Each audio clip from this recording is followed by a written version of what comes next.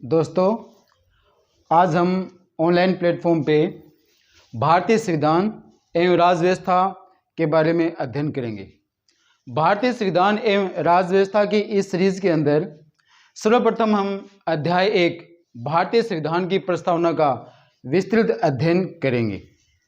ये वीडियो सभी प्रतिभागी हैं जो प्रतियोगी परीक्षाओं की तैयारी कर रहे हैं और सामान्य व्यक्तियों के लिए भी ये वीडियो बहुत ही लाभदायक है, क्योंकि किसी भी देश के नागरिक के लिए ये बेहद महत्वपूर्ण होता है कि उन्हें भारतीय यानी उस देश का संविधान के बारे में अच्छा ज्ञान हो। अब मैं चाहता हूँ कि सर्वप्रथम संविधान की प्रस्तावना से इस सीरीज की शुरुआत करें और अध्याय 1 में भारतीय जो संविधान है उसकी जो प्रस्तावना है उसके बारे में हम पूरा विस्तृत और वर्णन प्रस्तुत करने जा रहे हैं। प्रस्तावना संविधान का एक परिचय पत्र। सुप्रीम कोर्ट के एक सुप्रसिद्ध वकील हुए हैं N.A. पालकीवाल। सुप्रीम कोर्ट के एक बहुत बेहद प्रसिद्ध वकील N.A. पालकीवाल हुए हैं। उन्होंने कहा है कि भारतीय संविधान यानी प्रस्तावना है वो संविधान का एक परिचय पत्र होता है। किसी भी संविधान के बारे में जानने के लिए हमें उस संविधान की प्रस्तावना का अध्ययन करना जरूरी है। एक और सुप्रसिद्ध व्यक्ति जो संविधान सभा के सदस्य भी रहे हैं, डॉक्टर ठाकुरदास भार्गव। ठाकुरदास भार्गव ने कहा है कि प्रस्तावना संविधान की आत्मा है। यानी ठाकुरदास भार्गव ने कहा कि प्रस्तावना वो संविधान की आत्मा है, ये संविधान की कुंजी है। पूरा संविधान है उसकी प्रस्तावना एक कुंजी है, ये आभूषण है। संविधान है उसको सजाया गया है प्रस्तावना के द्वारा, तो ये संविधान का आभूषण है और मूल्यांकन का उचित स्थान है। यदि हम संविधान का मूल्यांकन करें तो उसका सबसे उचित और उपयुक्त स्थान है वो है संविधान की प्रस्तावना। प्रस्तावना को संविधान में प्रथम बार जो दुनिया का USA संयुक्त राज्य अमेरिका देश है उसने शामिल किया था। यानी दुनिया में पहली बार संयुक्त राज्य अमेरिका ने अपने देश के संविधान में प्रस्तावना को जोड़ा था। वो उसके बाद में धीरे धीरे दुनिया के अन्य देशों ने भी उसका फॉलो किया, उनका अनुसरण किया और अपने देश के संविधान में प्रस्तावना को जोड़ा गया। भारत की जो प्रस्तावना है उनका जो अनुकरण है, भारत की जो प्रस्तावना है वो USA संयुक्त राज्य अमेरिका की प्रस्तावना का अनुकरण करके लिखा गया है।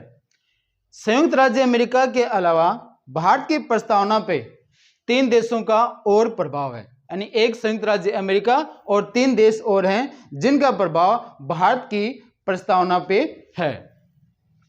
USA संयुक्त राज्य अमेरिका, संयुक्त राज्य अमेरिका की प्रस्तावना का भारत ने अनुकरण किया है। भारत की प्रस्तावना के जो शुरुआती शब्द हैं, शुरुआती 4 शब्द हम भारत के लोग, ये 4 शब्द हैं, ये संयुक्त राज्य अमेरिका के अंदर जो संयुक्त राज्य अमेरिका है उसकी प्रस्तावना के शुरुआती शब्द हैं हम संयुक्त राज्य अमेरिका के लोग इनका अनुकरण किया गया है। यानी भारत की प्रस्तावना के अंदर हम भारत के लोग, ये संयुक्त राज्य अमेरिका की जो प्रस्तावना है उनके शुरुआती शब्द का अनुकरण है हम संयुक्त राज्य अमेरिका के लोग। ऑस्ट्रेलिया उसके बाद में दूसरा देश है जिसकी भारतीय प्रस्तावना पर जिसका प्रभाव है वो है ऑस्ट्रेलिया। ऑस्ट्रेलिया से भारत के संविधान की जो प्रस्तावना उसकी भाषा ली है। संविधान की जो प्रस्तावना है और प्रस्तावना की जो भाषा है वो ऑस्ट्रेलिया से ली गई। ऑस्ट्रेलिया के संविधान के अंदर गूढ़ शब्दों का प्रयोग किया गया है, रहस्यमय शब्दों का प्रयोग किया गया है। यानी एक शब्द का बहुत विस्तृत अर्थ है, जैसे कि संप्रभु शब्द है, समाजवाद है, गणतंत्र है, ये एक एक शब्द हैं लेकिन इनका काफ़ी विस्तृत अर्थ है। जब इनकी व्याख्या करेंगे तो काफ़ी लंबा चौड़ा इनका विस्तृत विवरण प्रस्तुत हो जाता है। तो इसी प्रकार से ऐसे गूढ़ शब्दों का जो भारत की प्रस्तावना में है, संविधान की जो प्रस्तावना में है, वो ऑस्ट्रेलिया से प्रभावित होकर के लिए गए हैं। उसके बाद फ्रांस के अंदर जो फ्रांस की राज्य क्रांति हुई थी 1789 के अंदर, 1789 के अंदर फ्रांस की क्रांति हुई थी, और उस फ्रांसीसी क्रांति का जो उद्देश्य था वो ये 3 उद्देश्य थे: स्वतंत्रता, समता और बंधुता। स्वतंत्रता, समता और बंधुता, ये 3 शब्द फ्रांसीसी क्रांति के मूल उद्देश्य रहे हैं। और भारतीय संविधान में संविधान सभा ने इन तीनों शब्दों को यहाँ भारत की इसमें प्रस्तावना के अंदर शामिल कर लिया गया। उसके बाद में रूस 1917 के अंदर बोल्शेविक क्रांति हुई थी। 1917 में रूस के अंदर बोल्शेविक क्रांति हुई थी, और उस बोल्शेविक क्रांति का उद्देश्य था न्याय। रूस के लोग चाहते थे कि उन्हें न्याय मिले, सामाजिक न्याय मिले, आर्थिक न्याय मिले और राजनीतिक न्याय मिले। उसी प्रकार से इन्हीं न्याय के इन तत्वों से प्रभावित होकर के भारत की संविधान सभा में जोड़ा गया है, ताकि यहाँ के लोगों को, यहाँ के नागरिकों को न्याय मिले, सामाजिक, आर्थिक और राजनीतिक न्याय मिले। इस प्रकार से दुनिया के ये 4 देश हैं जिनका सीधा सीधा भारत की जो संविधान की जो प्रस्तावना है उसके ऊपर प्रभाव है। इन 4 देशों में 3 क्रांतियां हैं, यानी संयुक्त राज्य अमेरिका क्रांति है, फ्रांस क्रांति और रूस की क्रांति है। यानी कि भारतीय प्रस्तावना, संविधान की जो प्रस्तावना है उसके ऊपर 4 देशों का प्रभाव है। और यदि क्रांतियों की बात हो तो दुनिया की 4 जो महत्वपूर्ण क्रांति हुई हैं उनका प्रभाव है। प्रस्तावना, उद्देश्य प्रस्ताव। उद्देश्य प्रस्ताव, सर्वप्रथम में संविधान सभा का जब गठन हुआ था संविधान को निर्माण करने के लिए, तो पंडित जवाहरलाल नेहरू ने 13 दिसंबर 1946 को, यानी 13 दिसंबर 1946 को पंडित जवाहरलाल नेहरू संविधान सभा के समक्ष उद्देश्य प्रस्ताव लेकर आए।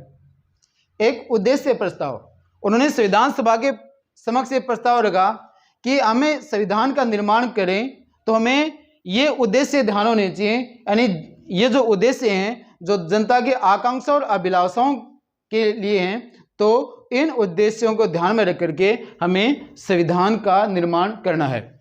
इसी उद्देश्य प्रस्ताव को 22 जनवरी 1947 को, यानी यही उद्देश्य प्रस्ताव 22 जनवरी 1947 को संविधान सभा के द्वारा थोड़ा बहुत संशोधन के साथ स्वीकार कर लिया गया। थोड़ा बहुत इसमें संशोधन किया और उसके बाद में इसको स्वीकार कर लिया गया और इसको प्रस्तावना के रूप में स्वीकार कर लिया गया। जो आज की जो प्रस्तावना है उसका जो उद्भव है वो पंडित जवाहरलाल नेहरू द्वारा प्रस्तुत उद्देश्य प्रस्ताव से हुआ है, इसलिए इसको उद्देशिका भी कहते हैं। जो आज की जो प्रस्तावना है उसे उद्देशिका भी कहते हैं, उद्देशिका। अब संविधान में संशोधन, यानी प्रस्तावना के अंदर संशोधन। प्रस्तावना के अंदर एक बार, यानी मात्र एक बार संशोधन हुआ है और वो 42वां संविधान संशोधन था 1976 के अंदर। यानी 1976 में जब देश के अंदर एक आपातकाल की स्थिति बनी थी, इमरजेंसी देश के अंदर लागू थी, तब तत्कालीन जो प्रधानमंत्री श्रीमती इंदिरा गांधी थी, उन्होंने सवर्ण सिंह समिति की सिफारिश के आधार पर, सवर्ण सिंह समिति की सिफारिश के आधार पर संविधान में 42वां संशोधन किया। और ये 42वां संशोधन जिसको मिनी संविधान भी कहते हैं, क्योंकि इसने संविधान के लगभग सभी भागों में संशोधन कर दिया। तब ये प्रस्तावना के अंदर भी संशोधन के द्वारा 3 शब्द जोड़े गए, यानी प्रस्तावना में 3 शब्द जोड़े गए: समाजवादी शब्द, धर्मनिरपेक्ष और अखंडता। समाजवादी, धर्मनिरपेक्ष और अखंडता, इन 3 शब्दों को जोड़ा गया भारतीय संविधान की प्रस्तावना में 42वां संविधान संशोधन 1976 में। और समिति थी, सवर्ण सिंह समिति थी जिसने ये सिफारिश की थी। प्रस्तावना से संबंधित संविधान के अंदर, यानी कि देश के अंदर प्रस्तावना से संबंधित कुछ वाद भी हैं, यानी प्रस्तावना में संशोधन होना चाहिए या संशोधन नहीं होना चाहिए, उससे संबंधित कुछ विवाद हैं, यानी वाद हैं। तो महत्वपूर्ण जो मामले हैं वो एक है बेरुबाड़ी संघ मामला है जो 1960 में हुआ था। एक केशवानंद भारती बनाम केरल सरकार, केशवानंद भारती बनाम केरल सरकार 1973 के अंदर हुआ था। और एक मामला LIC संघ मामला जो 95 हुआ था। ये 3 वाद यानी 3 मामले हैं जो प्रस्तावना से संबंधित हैं, जो ये बताते हैं कि संविधान की प्रस्तावना में संशोधन होना चाहिए या नहीं होना चाहिए। तो पहला मामला है बेरुबाड़ी संघ मामला 1960 में। 1960 में बेरुबाड़ी एक जगह है, पश्चिमी बंगाल के अंदर एक जगह थी। पश्चिमी बंगाल में बेरुबाड़ी एक जगह थी और पंडित जवाहरलाल नेहरू ने पाकिस्तान के साथ एक समझौता कर लिया, जिसमें बेरुबाड़ी क्षेत्र जो उसमें भारत का हिस्सा था वो पाकिस्तान को दिया जाना था और पाकिस्तान से कुछ हिस्से भारत में शामिल करने थे। दोनों देशों के बीच समझौता हो गया। अब ये समस्या यानी ये कि क्वेश्चन एक प्रश्न उठ गया कि भारत एक संप्रभु राष्ट्र है, भारत एक संप्रभु राष्ट्र है और संप्रभु राष्ट्र होने के कारण भारत की जो सरकार है उसके पास ऐसा कोई अधिकार नहीं है कि भारत के क्षेत्र को बिना जनता की सहमति से आप दूसरे देश को सौंप दो।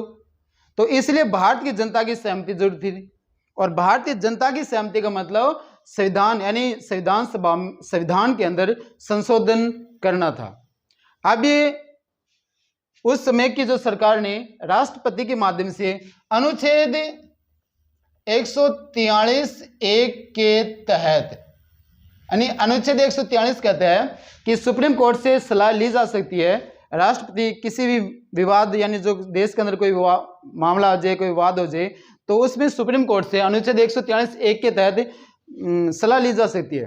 तो सरकार ने, तत्कालीन सरकार ने सुप्रीम कोर्ट से सलाह मांगी कि आप हमें बताइए कि ये जो विवाद हुआ है, ये जो बेरुबाड़ी वाला, इसका हल कैसे निकाला जाए, यानी संविधान के किस भाग में हम संशोधन करें या कैसे कुछ किया जाए या कोई नया कानून या विधेयक लेकर आए।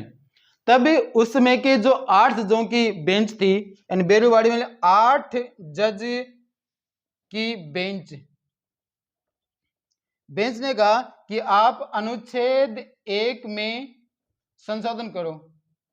ये कहा कि अनुच्छेद 1 में संशोधन करके आप इस मामले को निपटा सकते हैं, यानी इसका निस्तारण किया जा सकता है अनुच्छेद 1 में संशोधन करके। तब उन्होंने ये कर दिया कि अब भी प्रस्तावना के अंदर इसमें संशोधन करने की आवश्यकता नहीं थी और प्रस्तावना में संशोधन का प्रश्न इसलिए उठा क्योंकि संप्रभु शब्द है वो प्रस्तावना के अंदर है और भारत यदि संप्रभु है, इसी से मामला उठा है, तो प्रस्तावना में संशोधन था। लेकिन इसी मामले के अंदर सुप्रीम कोर्ट ने यह कह दिया कि प्रस्तावना भारतीय संविधान का हिस्सा नहीं है और चूंकि प्रस्तावना भारतीय संविधान का हिस्सा नहीं है तो इसमें संशोधन करने की कोई आवश्यकता नहीं है। ये सुप्रीम कोर्ट के जो इतिहास के अंदर ये एक बड़ा गलत फैसला था, क्योंकि उस टाइम तत्कालीन परिस्थितियां ऐसी थी कि पंडित जवाहरलाल नेहरू था, उनका कद बहुत काफ़ी बड़ा था, वो काफ़ी प्रसिद्ध व्यक्ति थे और जन भावनाओं से काफ़ी उनका जुड़ाव था। तो सुप्रीम कोर्ट ने ये जो निर्णय दिया था ये उस समय की सरकार के दबाव में या कोई प्रभाव में आकर के ये निर्णय दिया था, जो ये निर्णय गलत था। तो इस निर्णय में कहा गया था कि प्रस्तावना में संशोधन नहीं किया जा सकता। क्यों? क्योंकि प्रस्तावना संविधान का हिस्सा ही नहीं है। उसके बाद में केशवानंद भारती बनाम केरल सरकार 1973 के अंदर, 1973 में केरल के अंदर केशवानंद भारती एक शंकराचार्य थे और उन्होंने रिट लगाई थी सुप्रीम कोर्ट के अंदर, यानी केरल सरकार के से संबंधित उनका भूमि अधिग्रहण से संबंधित कोई विवाद हो गया, भूमि से संबंधित विवाद हो गया, तो उन्होंने ये मामले को केरल सरकार के विरुद्ध याचिका लगाई। उसके बाद में ये एक संविधान संशोधन की बात आ गई कि ये संविधान में नहीं, सॉरी, जब ये संविधान की व्याख्या की बात हुई और संविधान की व्याख्या करने का जो पूरा दायित्व है वो सुप्रीम कोर्ट के पास है, तब इसको सुप्रीम कोर्ट में ट्रांसफर कर दिया गया। सुप्रीम कोर्ट में ये याचिका यानी कि 9वीं अनुसूची 9वीं को चैलेंज किया गया था। अनुसूची 9 को चैलेंज किया गया था सुप्रीम कोर्ट में, जो भूमि अधिग्रहण से संबंधित थी। इस केस के अंदर जो वकील थे ये थे N.A. पालकीवाल। N.A. पालकीवाल बहुत फेमस वकील थे, उन्होंने इस केस की पैरवी की थी। अब ये केस धीरे धीरे इसका जो निर्णय आया था वो इसके निर्णय में ये था कि संविधान सभा की जो प्रस्तावना है वो संविधान का अभिन्न अंग है और आप उस प्रस्तावना के अंदर संशोधन कर सकते हो, सकारात्मक संशोधन। आप सकारात्मक संशोधन कर सकते हो, नकारात्मक संशोधन नहीं कर सकते हो, क्योंकि संविधान की जो प्रस्तावना है वो संविधान की आत्मा है। और यदि आपने नकारात्मक संशोधन किया यानी तो इसकी मूल्य कम हो जाएगा, तो इसकी जो एक पवित्रता है वो बनी नहीं रहेगी। इसलिए हमें इसमें सकारात्मक संशोधन करके तुम इसमें इसके मूल्य को बढ़ाने के लिए कुछ जोड़ सकते हो, लेकिन ये नहीं कि आप इसमें कुछ घटा सकते हो। तो इस मामले में कहा था कि जो प्रस्तावना संविधान का अभिन्न अंग है और उसमें संशोधन हो सकता है, लेकिन उसके मूल ढांचे के साथ कोई छेड़छाड़ नहीं होनी चाहिए। और सर्वप्रथम जो केशवानंद भारती मामले में ही मूल ढांचा शब्द का यूज हुआ था। मूल ढांचा सुप्रीम कोर्ट ने, उसके बाद में मूल ढांचा हो गया कि संविधान के अंदर ये मूल ढांचा है, उसका प्रचलन शुरू हो गया। तो इस मामले का था आप संशोधन कर सकते हो बिना मूल ढांचे के छेड़छाड़ किए। उसके बाद में 1995 में LIC का मेट्रो हुआ था और उस LIC मामले में ये कहा गया था कि प्रस्तावना संविधान के एक अभिन्न अंग है और इसके साथ आप किसी प्रकार से इसमें संशोधन कर सकते, वो नेगेटिव यानी नकारात्मक संशोधन नहीं कर सकते हो, क्योंकि ये संविधान का अभिन्न अंग है। तो ये आज का हमारा जो संविधान की प्रस्तावना थी उसका ये जो अध्याय 1 है वो खत्म हो गया है।